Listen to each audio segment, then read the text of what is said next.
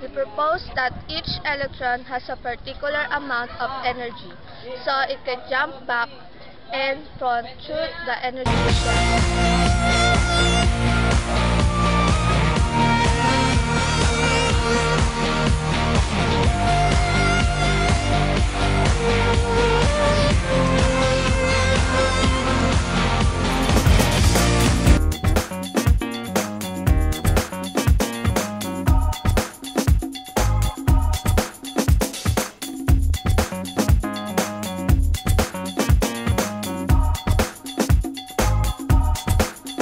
John Dalton.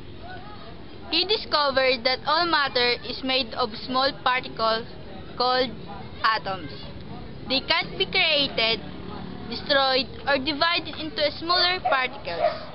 All atoms are identical, but they are different from the atoms of other elements.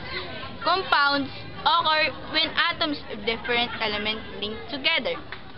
Based on John Dalton, all elements are made up of matter. All atoms of a given element are identical.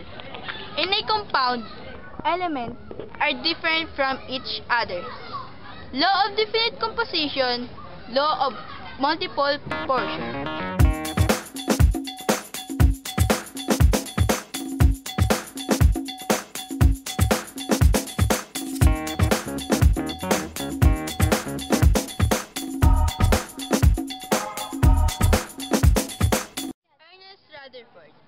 Through his alpha scattering experiment using uranium, RB discovered the nucleus of the atom. Based on him, atom is mostly an empty space, and the nucleus is positively charged and stationary. The entire mass of atom is carried by the nucleus. Electrons move about the nucleus. He proposed that the nuclear model of the atom.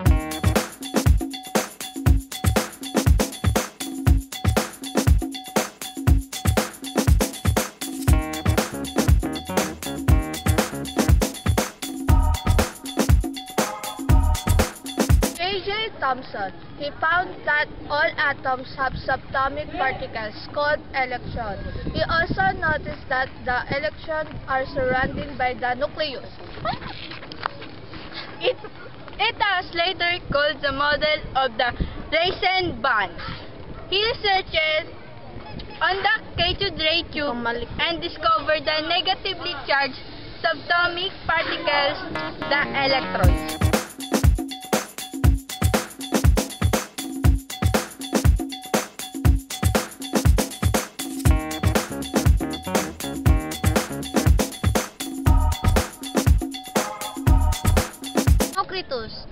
Theorized that everything is made from atoms. These atoms are physically invisible spheres that are the smallest pieces of the element.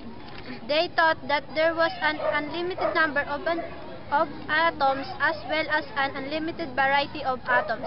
Between atoms was empty space.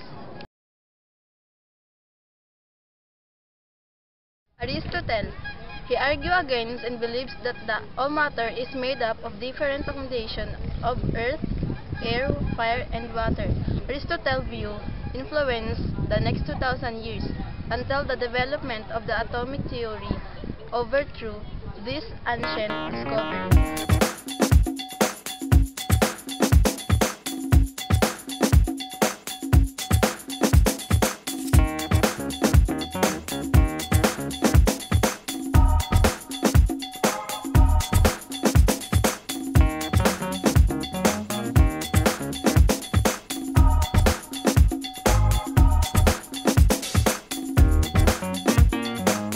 James Chadwick discovered neutron, the natural subatomic particle.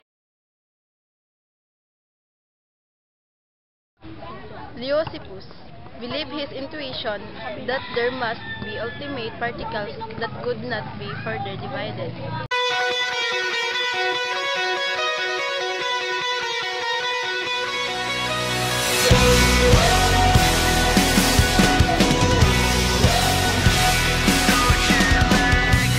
What time is it where you are? I miss you more than anything.